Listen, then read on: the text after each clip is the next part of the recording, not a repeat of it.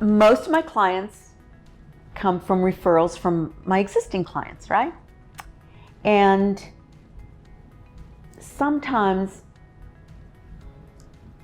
people have never had an experience with a coach or with an advisor, consultant, whatever. And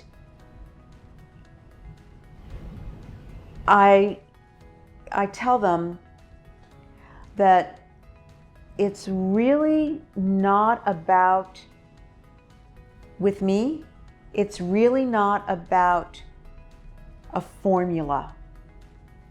What one-on-one coaching is with me is that we work in your world and we tackle the challenges that you are facing.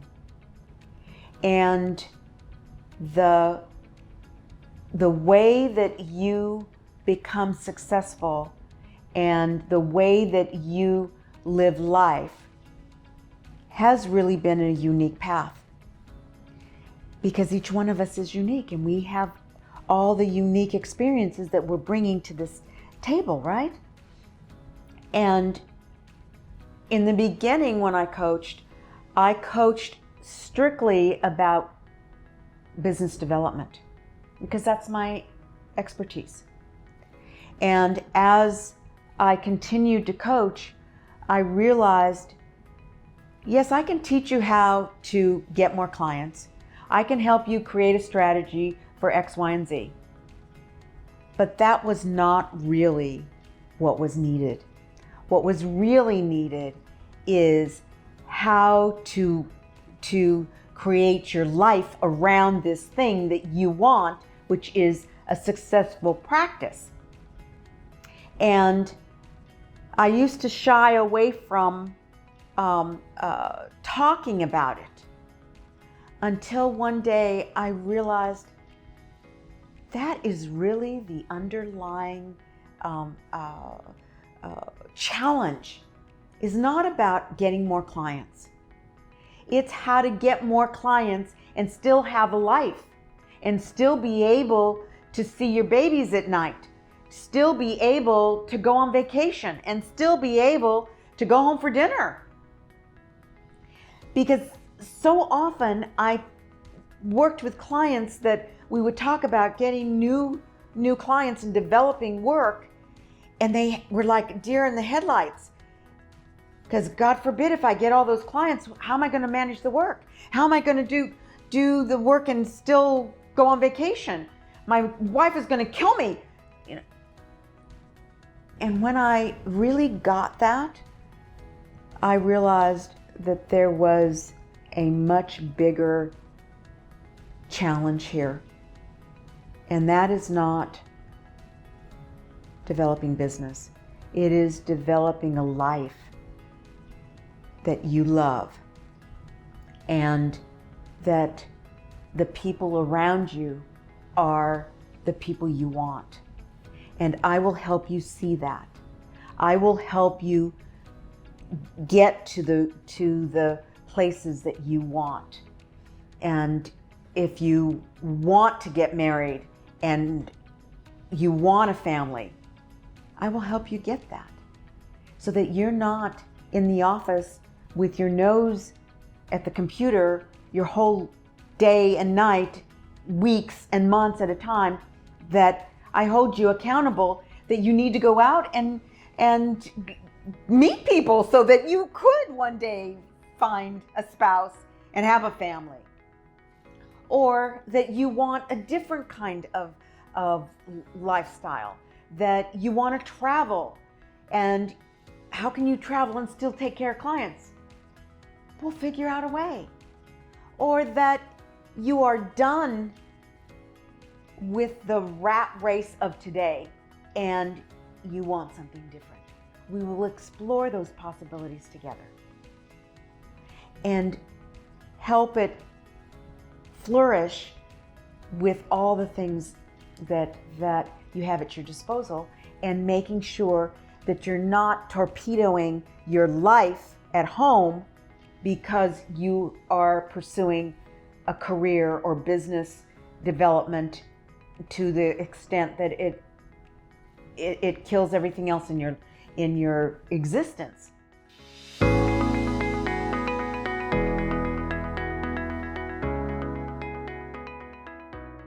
When I coach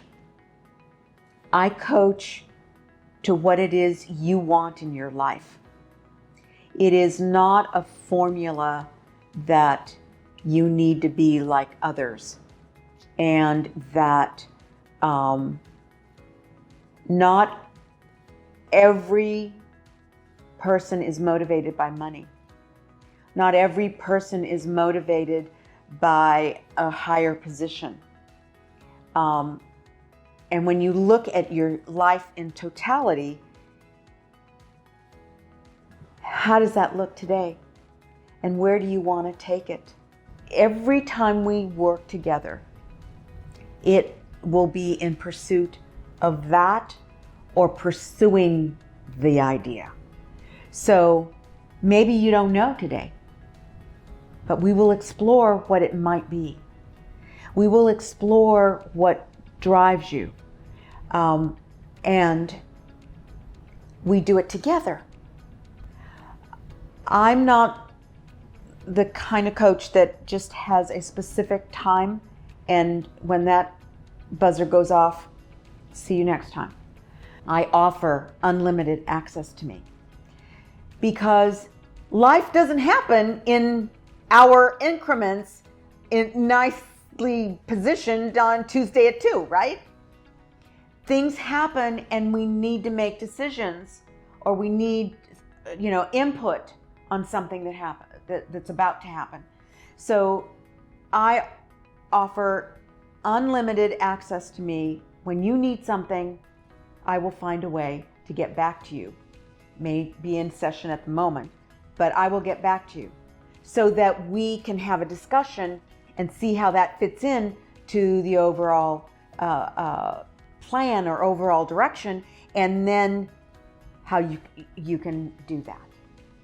And that's probably one of the most powerful things that we do together, is we create, adjust, and that's how it works.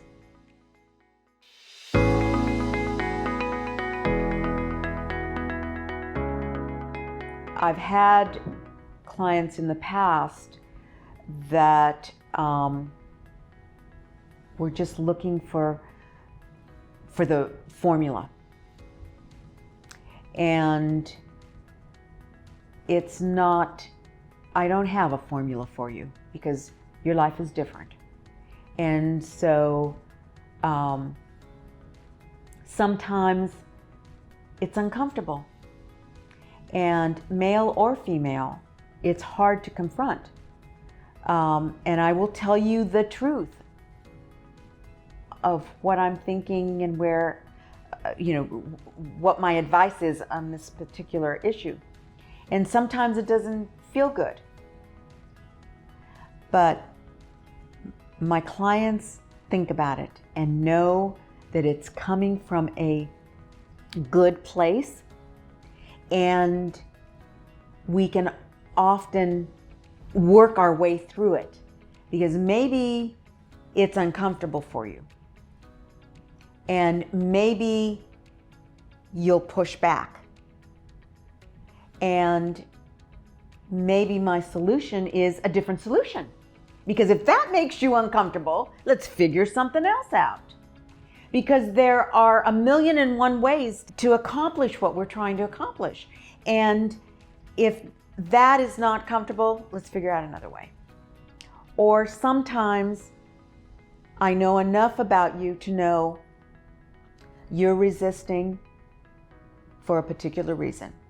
And I will tell you that no, you keep telling me you don't want to do that.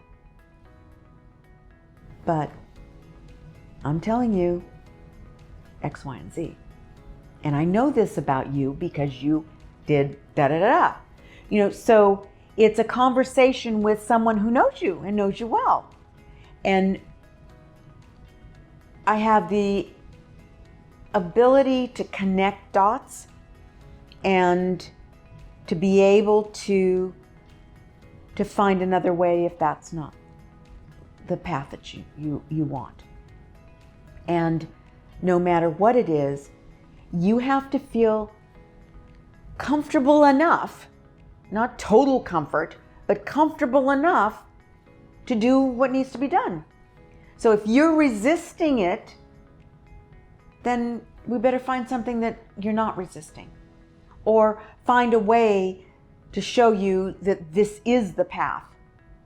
And I have to tell you that I've had many clients that they resisted for a while,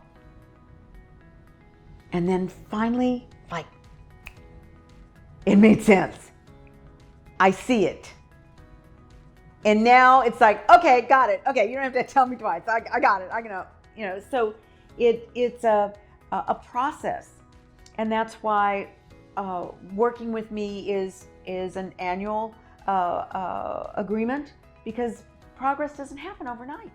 So we've got to figure out what works for you, what doesn't, where you really want to go, what sort of synergistically is taking you someplace. And it's a process.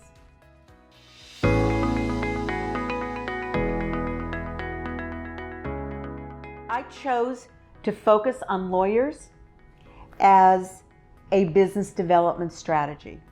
Number one, I love working with smart, ambitious people. They're lawyers, right? Some are lawyers. And for marketing purposes, I knew I needed to choose a niche so that I could market to that niche, that I could write books to that niche, and I could be a big fish in a smaller pond. So that's the premise. And I had been working with several law firms, and I really knew that I liked the environment. So it wasn't just pick and throw a dart at the board. And in the past, I have spent 100% of my marketing time and my marketing dollars on the legal profession, so that I could write books that speak to the audience. So they're all specific to lawyers. However, that's not 100% of my practice. It is only 60, 70% of my practice. So as word of mouth, I have financial advisors, realtors, small business owners, marketers, it runs the gamut. So it's really about professionals weaving their life into what they do for a living and making that living as enjoyable as possible. And is it the law that you practice, or is it accounting, or is it financial advising, or is it marketing, or is it a business you have?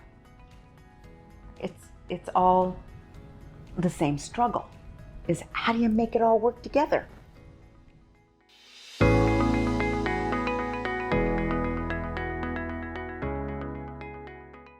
One of the things that I really enjoy is that I put together lots of my clients with one another for a variety of reasons. One is business development, one is, they have a specific skill, and the other one is looking for that skill, and they can fuel each other's practice. And that is a huge benefit working with me. I know somebody that knows that thing, that has that skill, and you then become part of my community. And I have a broad community of skilled people who are really great people. And that's the part that I love the most, is I get to really know my clients, and I have gotten to know everyone on my team, and I can put people together and things start to happen because you're around great people. And it's not for everybody, but for those that my coaching is good for, you have a whole community that you have access to.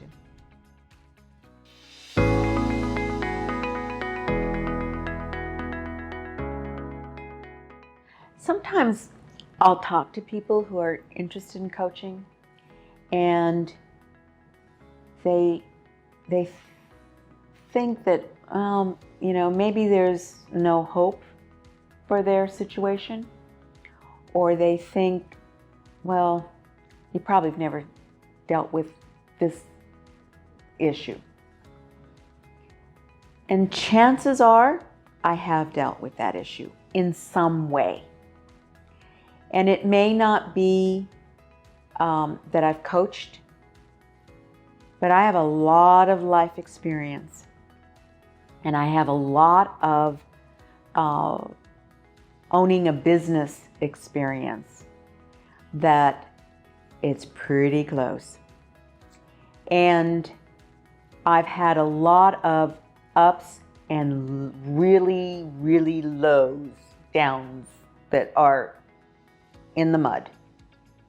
And so I may not have the experience in that specific issue, but I have the experience in the challenge of it. Or I have the experience of the employees and dealing with employees, and your employees may be very different than the employees I dealt with. Or just in general life challenges. So all coaches bring to the table their whole life, and not just the specific coaching that they're doing. And particularly for me now, and how I approach it, that it's not just business development coaching, but it's life. How can you create a life that you love? And expanding your business, growing your business is one piece of it, but it can't be at the expense of all else. And I'm sure that you know lots of people who've been in that path. Generally, I've been able to help them. That it doesn't have to be that way. But there's only one person that can change that, and that's you. I can help you with lots and lots of ideas and help you see things that you didn't see. But the heavy lifting is yours.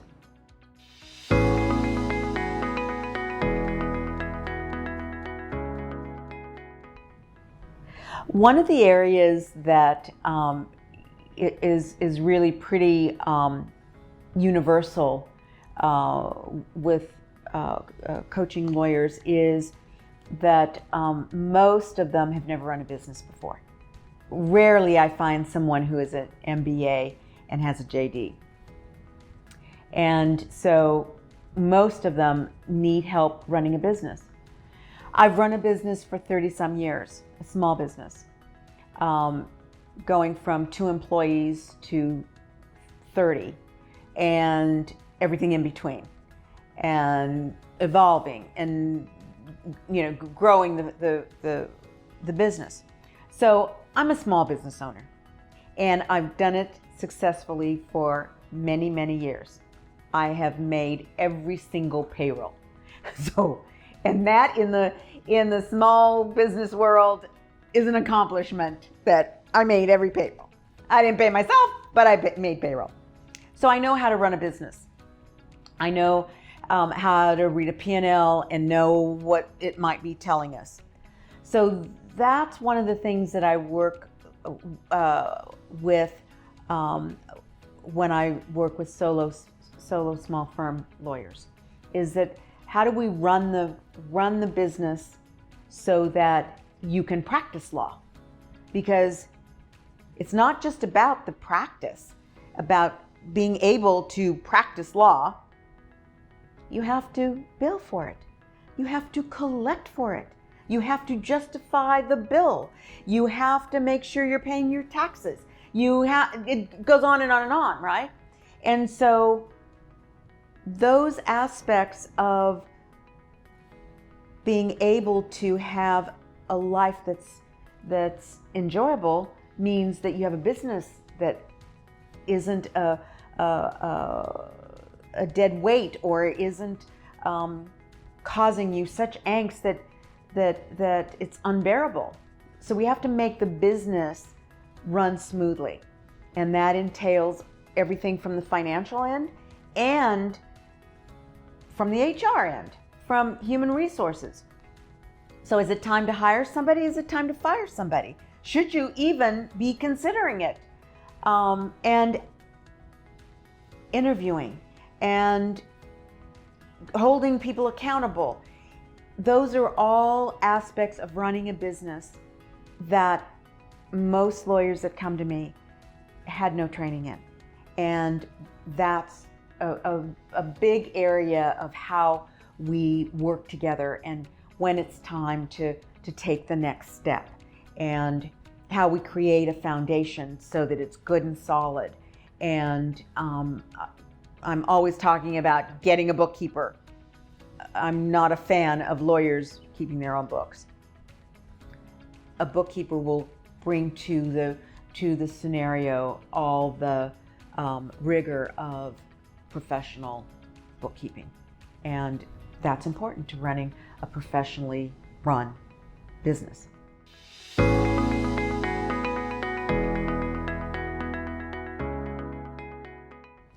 Planning the future is not always an easy thing, right?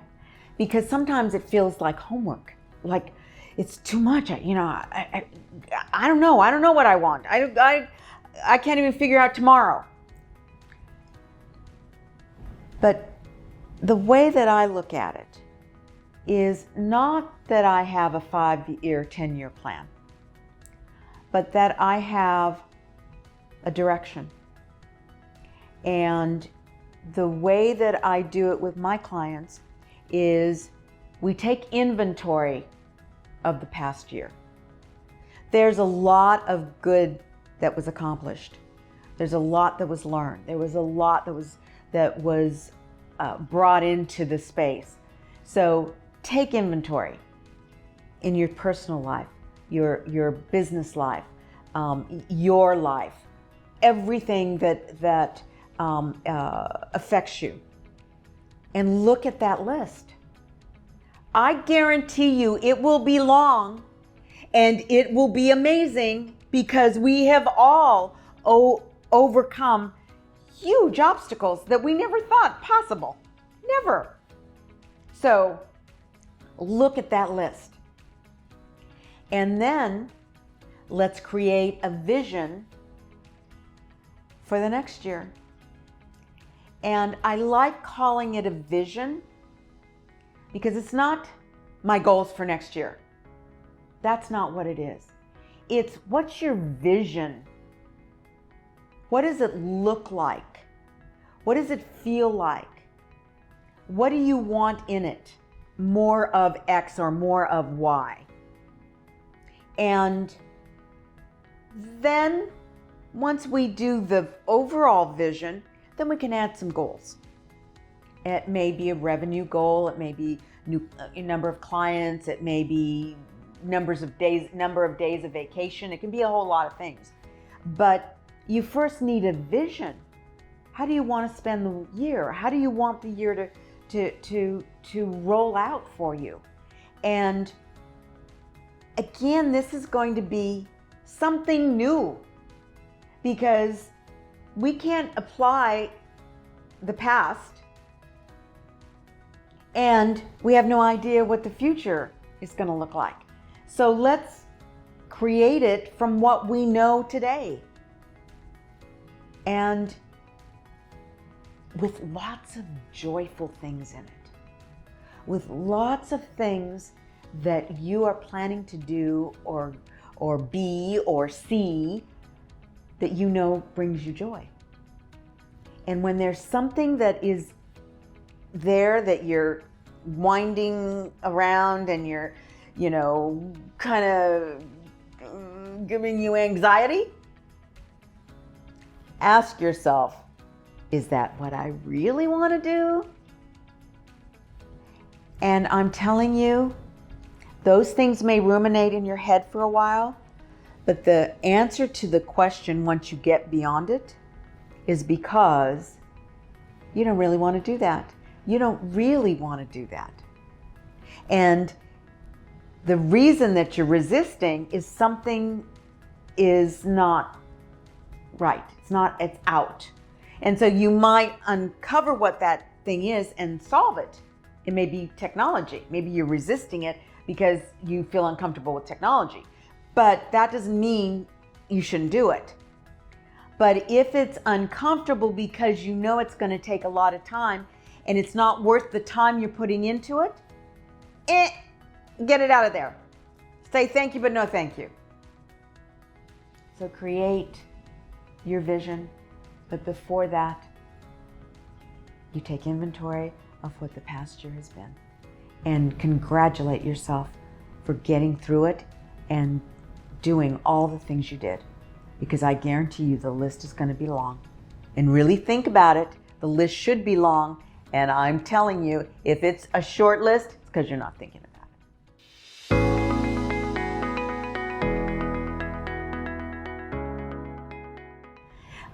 In these times, I find that inspiring words are very, very important and take me to another level. And one that I love is from a sports writer when he was describing Kobe Bryant after his death. He said, Kobe didn't just live life, he swallowed it whole. And I thought, how incredible. And what an image. Because yes, Kobe did.